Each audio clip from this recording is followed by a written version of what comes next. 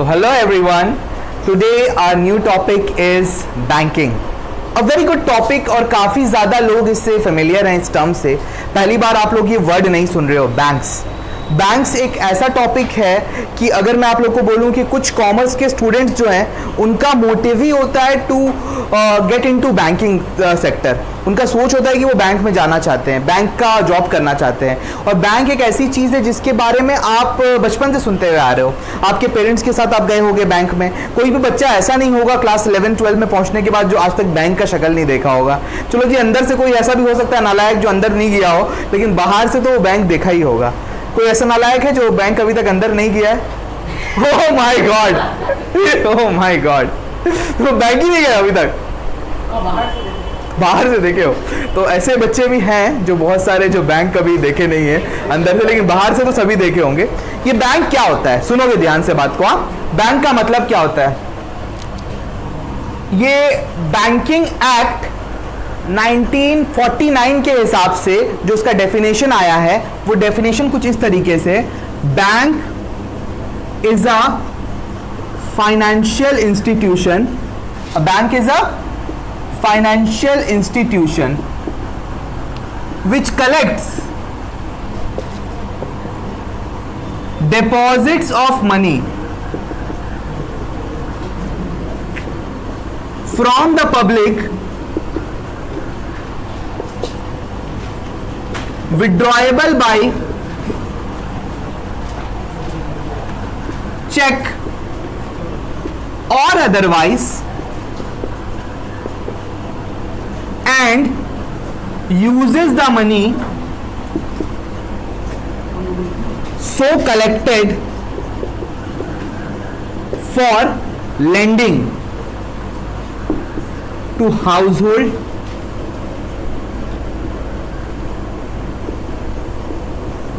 firms and the government. तो ये तीन इंस्टीट्यूशन को पैसे देता है. आप समझो बात को. डेफिनेशन क्या कह रहा है? डेफिनेशन ये कह रहा है बैंक एक फाइनेंशियल इंस्टीट्यूशन है. पहली बात कह दी इसके बारे में कि बैंक क्या है. बैंक एक फाइनेंशियल इंस्टीट्यूशन है. बैंक होने के लिए सबसे इंपॉर्टेंट क्राइटेरिया जो होता है कि उसे एक फाइनेंशियल इंस्टीट्यूशन होना चाहिए, यानी उसकी डीलिंग्स जो है वो पैसे में हो रही है. उसका मेन मकसद ही है पैसा. वो सारी चीजें पैसों को लेके कर रहा है. तो बैंक कुछ नहीं है, एक फाइनेंशियल इंस्टीट्यूशन है. क्या करता है ये दो फंक्शन प्राइमरी करता है. क्या वो दो फंक्शन है? Collects deposits of money. क्या करता है? Collects deposits of money. और साथ ही साथ किससे कलेक्ट करता है? From the public. पब्लिक से ये पैसा कलेक्ट करता है. दूसरा फंक्शन है इसका, uses the money so collected for lending. Uses the money so collected for lending. किसको लेंड करता है? हाउस होल्ड को भी लेंड करता है, फर्म्स को भी लेंड करता है और गवर्नमेंट को भी लेंड करता है. सिंपल सा डेफिनेशन है बैंक का. बैंक एक फाइनेंशियल इंस्टीट्यूशन है. कौन सा फाइनेंशियल इंस्टीट्यूशन? जो दो प्रक्रिया करता है. पैसा लोगों से डिपॉजिट्स रखता है. वो जो डिपॉजिट्स रखता है ना, उसमें लोगों को इंटरेस्ट देता है कि आप अपना पैसा आके मेरे पास रख सकते हो. और वो पैसे को रख के वो उसको होल्ड नहीं करता है, जमा नहीं करके रखता है. उस पैसे को वो लेंड करता है, लोगों को देता है, उधार में देता है. उसका बैंक का फायदा क्या है? बैंक का फायदा ये है कि जो डिपॉजिट्स लेता है ये कम रेट में लेता है, और जो ये लेंडिंग करता है ये ज्यादा रेट में करता है. एग्जाम्पल के तौर पे 1 लाख रुपए ले रहा है एक आदमी से 5% के हिसाब से, दूसरे आदमी को दे रहा है वो 7% के हिसाब से. तो ये जो 2% का बीच में गैप हो रहा है ना, ये बैंक का प्रॉफिट है. मेजर बैंक का जो प्रॉफिट क्या होता है? इंटरेस्ट का डिफरेंस. तो बैंक होने के लिए 3 क्राइटेरिया फुलफिल होना बहुत जरूरी है. पहला तो उसे फाइनेंशियल इंस्टीट्यूशन होना जरूरी है. पहला क्या जरूरी है? Financial institution. मतलब क्या है कि कल को अगर कोई बच्चा बोलेगा कि सर मैं खुद अपना एक बैंक खोलना चाहता हूँ घर में, इंस्टीट्यूशन नहीं है मेरे घर में, लोग मेरे घर में आके पैसा रखेंगे, वो पैसे को मैं आपस में लोगों को बांटूंगा, फिर वो लोग मुझे इंटरेस्ट देंगे, मैं फिर पैसे से उन लोग को इंटरेस्ट दूंगा. तो आप बैंक बन सकते हो? नहीं, आप बैंक बन नहीं सकते हो. आपको फाइनेंशियल इंस्टीट्यूशन होना जरूरी है. इंस्टीट्यूशन का मतलब पूरा का पूरा एक सेटअप, पूरा एक सिस्टम होना एक जरूरी है, तभी आप बैंक कहला सकते हो. दूसरी चीज, आपको डिपॉजिट्स एक्सेप्ट करना है और लेंड करना है पैसा. देखो मैं 2 इंस्टीट्यूशन के बारे में बात करता हूं. पहला इंस्टीट्यूशन है जो डिपॉजिट तो एक्सेप्ट करता है लेकिन लेंडिंग नहीं करता है, पोस्ट ऑफिस. पोस्ट ऑफिस में पैसा आप जमा कर सकते हो लेकिन आप लोन लेने के लिए पोस्ट ऑफिस नहीं जा सकते हो. तो पोस्ट ऑफिस बैंक नहीं है. बैंकिंग एक्ट के हिसाब से पोस्ट ऑफिस बैंक नहीं है। दूसरा है फाइनेंशियल इंस्टीट्यूशन, जो बजाज फिनसर्व वगैरह का नाम सुने हो ना, बजाज फिनसर्व, फिर उसके बाद कैपिटल मार्केट, मिथुट फाइनेंस, ये सब जो है ना, यहाँ पे आप पैसा बोरो तो कर सकते हो लेकिन डिपॉजिट्स नहीं कर सकते हो।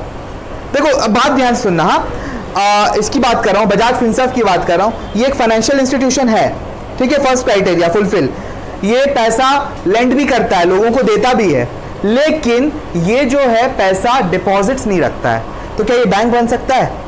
नहीं। पोस्ट ऑफिस पैसा डिपॉजिट एक्सेप्ट करता है लेकिन लोन नहीं देता है, क्या ये बैंक बन सकता है? नहीं बन सकता है। तो बैंक बनने के लिए 3 क्राइटेरिया, पहला क्राइटेरिया फाइनेंशियल इंस्टीट्यूशन होना बहुत जरूरी है, दूसरा डिपॉजिट एक्सेप्ट करना, क्या चीज का डिपॉजिट एक्सेप्ट करता है? गोल्ड का, मनी का, किसका डिपॉजिट? मनी का। ये पैसा क्या रख सकते हो, निकाल नहीं सकते हो बाद में? निकाल भी सकते हैं, विड्रॉएबल है। यूजुअली विड्रॉ किससे किया जाता है? चेक से, साथ में लिख दिया और अदरवाइज, अदरवाइज में आपका डेबिट कार्ड हो सकता है, आपका फोन का यूपीआई से हो जाता है, वहां पे विड्रॉएबल स्लिप मिलता है, उससे आप कर सकते हो। तो बहुत सारी प्रक्रिया है जिससे आप पैसा निकाल सकते हो।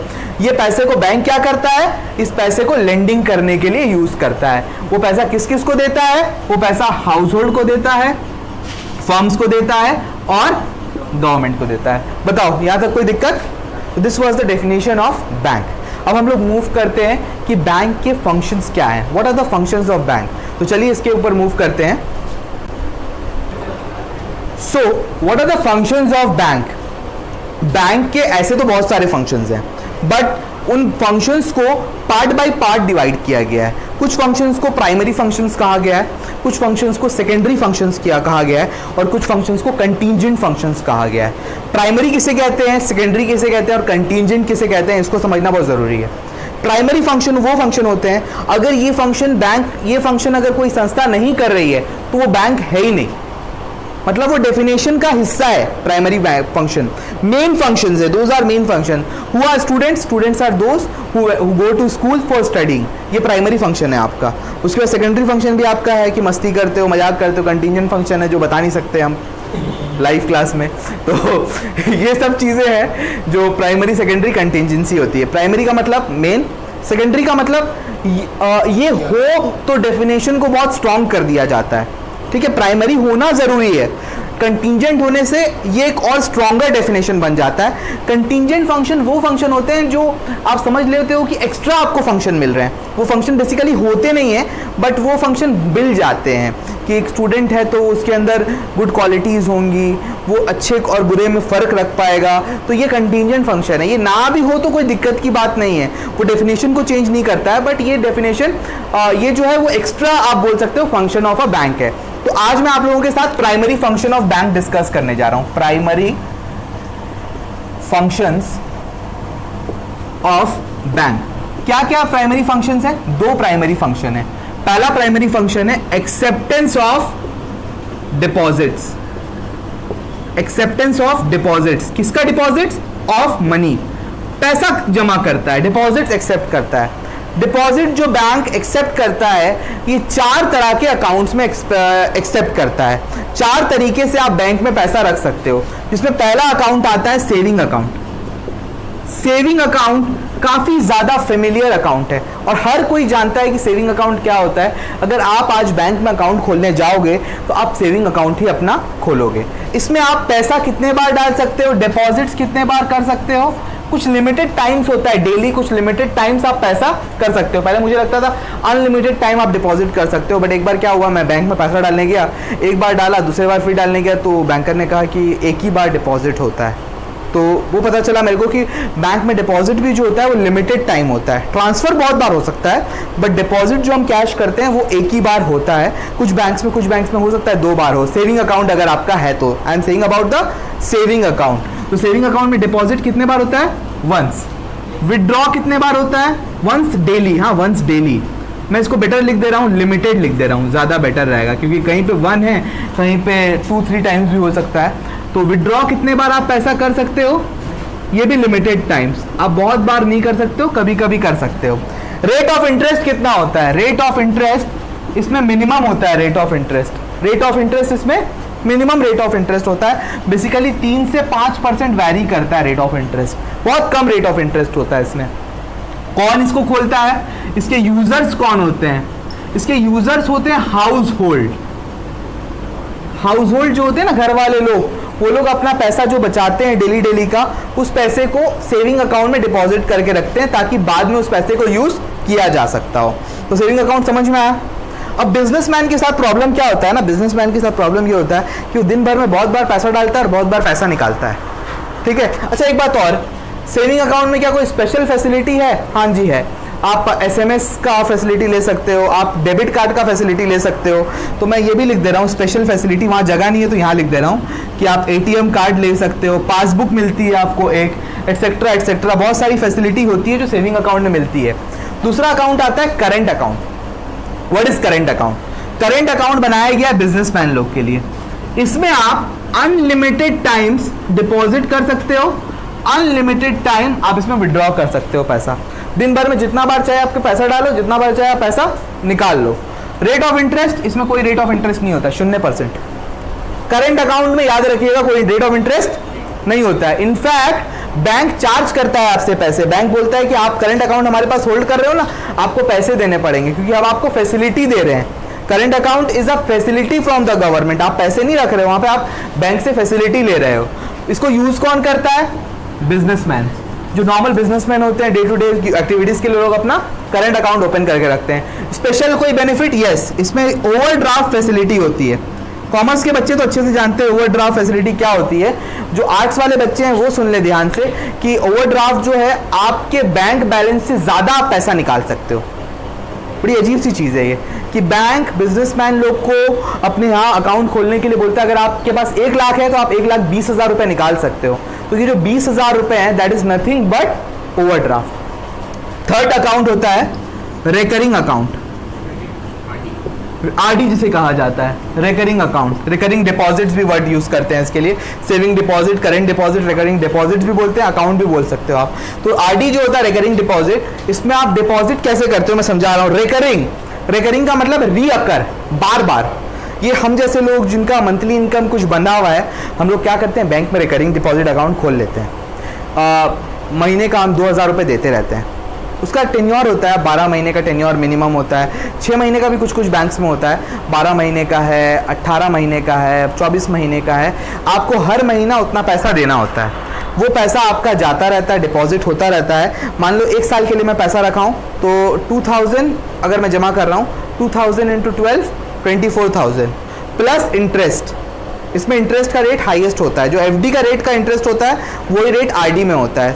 अभी अराउंड 6 to 7% अभी रेट चल रहा है। तो अलॉन्ग विथ इंटरेस्ट आपको पैसा मिल जाता है। तो 24,000 अगर मैं भी डिपॉजिट करूंगा तो करीब 24,800 रुपये मुझे मिलेंगे लगभग। अगर 1 साल के बाद 800 रुपीज़ एडिशनल मुझे इंटरेस्ट मिलेगा। Got it? तो 24,800 रुपये मुझे मिलेगा। रिकरिंग अकाउंट में डिपॉजिट कितने बार होता है? Once in every interval, once in every interval. Withdraw कितने बार कर सकते हो आप पैसा? 1 बार, वंस। पूरा पैसा आपको इकट्ठा 1 बार उठाना है। रेट ऑफ इंटरेस्ट, इसमें 6 से 7% का रेट ऑफ इंटरेस्ट होता है। कौन यूज करता है? बेसिकली मैं बोलूँ तो जिनकी रिकरिंग इनकम होती है ना, सर्विसमैन लोग इसको यूजुअली ये करते हैं, जिनका रेगुलर इनकम कंफर्म है, हर महीना इतना इनकम आ रहा है। लास्ट टाइप का अकाउंट होता है जिसे हम लोग एफडी कहते हैं, फिक्स डिपॉजिट। फिक्स डिपॉजिट से आप सभी फेमिलियर हो। 1 बार पैसा डाला जाता है, 1 बार पैसा निकाला जाता है। रेट ऑफ इंटरेस्ट हाईएस्ट होता है, इसमें भी 6 से 7% आज के डेट में चल रहा है जो। और इसको कौन यूज करता है? जिसके पास स्टॉक ऑफ मनी पड़ा हुआ है। अगर आपके पास आइडल स्टॉक ऑफ मनी है तो आप क्या करोगे? उसको आप एफडी कर दोगे। आइडल स्टॉक ऑफ मनी को एफडी कर दिया जाता है क्योंकि इसमें हाईएस्ट रेट ऑफ इंटरेस्ट होता है।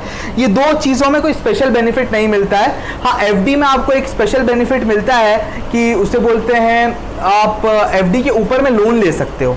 अगर आपका एफडी रखा हुआ है, डेट से पहले अगर आपको ज़रूरत है तो आप उसके ऊपर में लोन ले सकते हो। उसको बोलते हैं लोन ऑन डिपॉजिट। तो ये कुछ 4 प्राइमरी फंक्शंस में से एक्सेप्टेंस ऑफ डिपॉजिट है। एक्सेप्टेंस ऑफ डिपॉजिट 4 तरीके के अकाउंट में लिया जा सकता है। दूसरा जो प्राइमरी फंक्शन है वो है एडवांसमेंट ऑफ मनी। तो the next function of bank, primary function of bank is advancement of money. As we have learn कि डेफिनेशन में पहला डेफिनेशन था कि it accept deposits of money, दूसरा इट लैंड मनी। तो लैंड मनी में आता है एडवांसमेंट ऑफ लोन। मैं इसको लिख देता हूँ एडवांसमेंट ऑफ लोन। तीन तरीके से एडवांसमेंट ऑफ लोन होता है। पहला होता है कैश क्रेडिट, दूसरा डिमांड लोन, तीसरा शॉर्ट टर्म लोन। आइए डिस्कस करते हैं पहले कैश क्रेडिट क्या होता है। कैश क्रेडिट का मतलब ये है कि ये एक शख्स है, कौन है ये? योगेश। योगेश गया बैंक के पास और बोला I need a loan of 5 lakh rupees. तो बैंकर पूछा क्या 5 लाख आपको इकट्ठा लगेगा? वो बोला ना जी 5 लाख इकट्ठा तो नहीं लगेगा, मैं 5 लाख ले रहा हूँ, कभी मुझे 1 लाख की जरूरत पड़ेगी, कभी 20,000 की जरूरत पड़ेगी, कभी 2 लाख की जरूरत पड़ेगी, कभी 3 लाख की जरूरत पड़ेगी। बैंक बोला तो आपको जितना जरूरत है उतना लीजिए। वो बोला बार बार मैं क्या आता रहूँगा आपके पास पैसा मांगने के लिए, मैं आपको सिक्योरिटी दे रहा हूँ, सिक्योरिटी रखिए, मुझे लोन दे दीजिए 5 लाख रुपये। बैंकर बोला भाई सुन, तू पैसा बर्बाद करेगा, मैं तेरे नाम का एक अकाउंट खोल देता हूँ, उसमें 5 लाख रुपये मैं डाल देता हूँ, ठीक है? इस 5 लाख रुपए में से तू जितना पैसा निकालेगा तेरे को उसका इंटरेस्ट देना पड़ेगा। तू जब वो पैसा दे देगा तेरे को इंटरेस्ट देने की जरूरत नहीं है। ये सिस्टम को आज के डेट में क्रेडिट कार्ड सिस्टम में कर दिया गया है। क्रेडिट कार्ड की एक लिमिट तय कर दी जाती है, जैसे जो अच्छे लोग होते हैं उनकी 50 लाख रुपए तक की क्रेडिट कार्ड की लिमिट होती है। हम लोग जैसे गरीब लोगों की 1.5 लाख 2 लाख की लिमिट होती है। आप लोग जैसे भिखारी लोगों की 40,000 की लिमिट भी हो सकती है और आपको दे भी नहीं सकता है लोन, ऐसा भी हो सकता है। तो ये डिपेंड करता है आपकी इनकम पे, आपको एक इनकम कर देता है। जैसे मेरा लगभग 2 लाख तक का है लिमिट, बता दे रहे हैं, किसी को बोलने का नहीं। तो 2 लाख तक का मैं अमाउंट खरीद एडिट कर देंगे वाला पार्ट को तो 2 लाख रुपए तक का मैं आएगा ही वो घूम फिर के, ठीक है सुन लो। तो 2 लाख तक का मैं पैसा उठा सकता हूँ।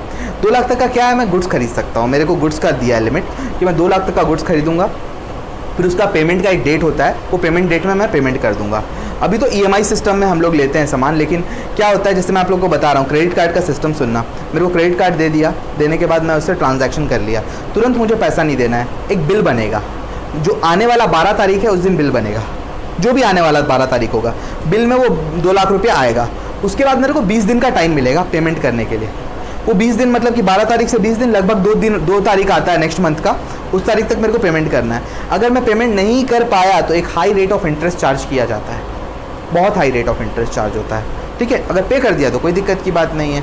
EMIs में भी यही सिस्टम है, आपको हर महीना थोड़ा थोड़ा करके पेमेंट करना पड़ता है। ये फैसिलिटी को हम लोग बोलते हैं कैश क्रेडिट या क्रेडिट कार्ड सिस्टम आज हो गया आज के दौर पे। नेक्स्ट होता है डिमांड लोन। आपको बल्क में पूरा पैसा चाहिए, आप बैंक के पास जाओगे, मेरा बेटी का शादी है, मेरा बच्चा का पढ़ाई है, मेरा फलाना है, ढिमकान है, सब है, वो बताओगे उसको, वो आपको इकट्ठा पूरा पैसा उठाएगा और दे देगा। शॉर्ट टर्म लोन्स जो 1 साल से कम के लोन होते हैं उसे क्या कहा जाता है? Short term loan. Demand loan और शॉर्ट टर्म लोन में लमसम अमाउंट दे दिया जाता है, लेकिन कैश क्रेडिट में आपको एक लिमिट बता दी जाती है, उस लिमिट से आप पैसा निकाल सकते हो। तो ये 2 प्राइमरी फंक्शंस ऑफ बैंक हैं। एक है आपका एक्सेप्टेंस ऑफ डिपॉजिट, जिससे पहले हम लोग डिस्कस कर रहे थे, दूसरा है advancement of loan. Next class में हम लोग सेकेंडरी फंक्शन और कंटीजेंट फंक्शन को डिस्कस करेंगे। तो आज की क्लास यहीं पे। Thank you very much and bye bye.